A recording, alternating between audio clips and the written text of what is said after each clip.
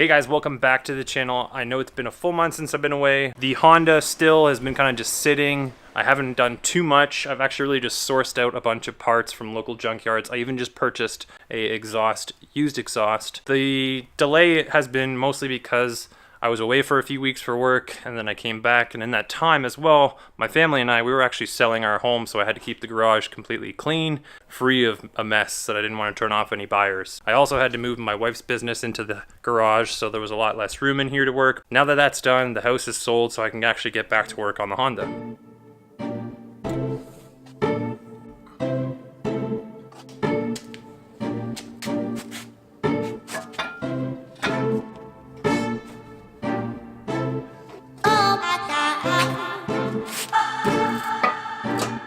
This is my performance exhaust that I purchased used.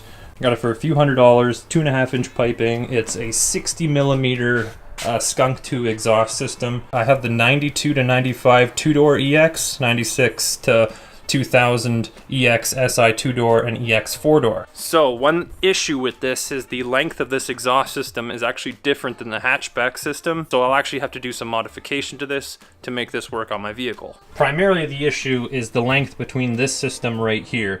I'm gonna have to actually cut out this area in between here. I'll measure it, I'll kind of just mock it up in there first, but I'm gonna have to measure that out and then make a cut and then basically just remove that material and put them back together. I have one of these 2.5-inch stainless steel clamps that I'm gonna use just for now until I actually get this welded in properly. Unfortunately, my welder that I have is a flux welder. I don't have any shielding gas, so I can't weld that stainless steel. That's okay though. Once I get this fitted properly, I'll just take it to like a local exhaust place and I'll just do a nice weld on it, hopefully, and we'll go from there.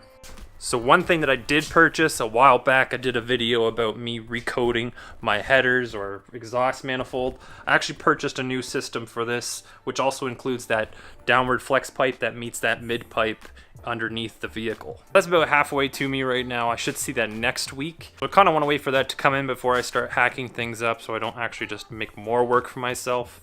So first thing that I'm going to work on right now is the clutch system. I went to the junkyard and picked myself up a new clutch master cylinder. I got my Hardline, so I'm going to bend that in there. It's not like a copper tube, that's that metal tube, so it'll be a little bit harder to work with, but the amount of bends is much more minimal than when I was working on the front brakes and whatnot. So I ended up purchasing a clutch hose right here. Originally I was going to do an AN fitting system again from the clutch master cylinder all the way to the slave back there, but it was like 60 bucks for me to mock that up. I got the hose for about 8 bucks. I got another one of the hard lines, which I'll bend over there properly. I got that for about 5 bucks. Then I got myself a new clutch master cylinder for like another 5 bucks as well from a junkyard. 20 bucks versus 60. A little bit more work here. Maybe not as clean, but it's still gonna be a lot better on a budget. Clutch master cylinder, just gonna clean it up and give it a fresh coat of paint just to match the rest of the interior of the vehicle and the engine bay. And then we'll go ahead and install it.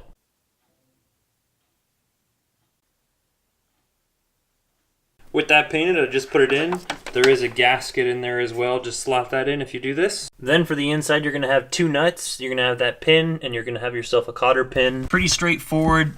You'll take the clevis, you'll put it onto the pedal itself, lock it in with that 1 pin, and then the 2 nuts will go on in those 2 positions that you can see right there. And those are 12mm nuts as well. Tighten those down, and you're done. Moving back to the outside of the vehicle, we're going to attach that reservoir right there. So the clutch reservoir is in place, looking good. The clutch master cylinder's tightened down. I'm going to go ahead and start routing the line up and under, underneath the intake manifold, and then we'll go ahead and meet it up with the hose. Keep this piece on the bottom of the banjo right here. We're going to reuse this. Grab yourself your hose, and that's the hose number right there that we'll be using. New washers as well. Once you get it in, torque it down to 22 foot-pounds. So with that complete now, I can go ahead and start running in the hard line. Should be pretty straightforward. I think a straight shot over there to the other side, a little hook at the end, and that's about it. I did put in just temporarily the EVAP system so I can just make sure that the line doesn't interfere. I'll take this off and clean it up thoroughly before I go ahead and install this back on. Now, I do have this hard line fitted in here, but I might actually take it off and just take it to like a local shop which can just do me up a braided line really quick. This right in here is kind of just flexing in here kind of loose, but because it's bypassing the damper for the clutch because I took that completely out. I called them in today and it's about like 20 bucks for them to mock something up, and it'll be better than this because over time this will probably just cause a leak and this line will fail. Threw a coat of paint on this bracket. I don't really care how it turns out. It's not going to be visible, but the rust, and it's cleaned up nicely. The EVAP system, I gave that a good thorough clean down, and that's ready to go back inside the vehicle once this dries up.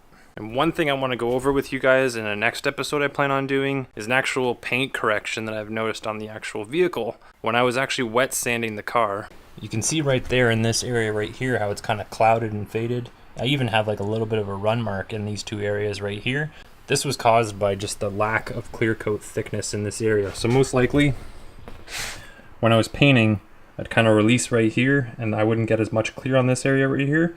So I'm actually going to do a spot repair on this panel section right here. I got a 2K clear that I'm going to end up doing. And then I also have a blend away solvent, which I'll do. Ideally, it would be better just to recoat that entire panel. I don't want to. I kind of want to do something different and just test this out. If it comes out to be a total failure, then I'll just recoat the entire panel and clear. Remember that hose that I had on the tank that I modified up here? What I'm going to do is actually make a cut in this area right here. This line right here is actually a 5/8 line off of the tank system. Insert a line inside it and clamp it down, and then I'll be able to attach the rest of it this way on the rest of the undercarriage of the vehicle. Where this line connected and I made that cut, I used the scrap piece there, which will go to the front end of the vehicle on that EVAP canister. So this line right here is just dangling pretty loose right now, but I'll show you what I did inside the engine bay, exactly how I mounted it to this area right here. I got myself a fitting and just squeezed it in there nicely, and this end right here will connect to this hose piece that I have here that I cut off. So I'll slide in the piece into there, tighten it down, and then I'll connect it to that section right there, arrowing me to go to the tank. On the left hand side is where that evaporation hose is. I may put another clamp or attachment point over here on the left, but other than that, it's actually going pretty well here underneath the vehicle. I'm happy to be done with these lines finally. So I think that's going to be it. I know this episode is kind of just really not much, if anything. Hopefully not too many people got upset with waiting this long. I do appreciate you all for subbing if you are new to the channel. It's time to get this thing rolling, right? So now that I finally have time to work on the car again, there's going to be a lot more episodes coming out soon. So stay tuned, guys, for those, and I'll see you later.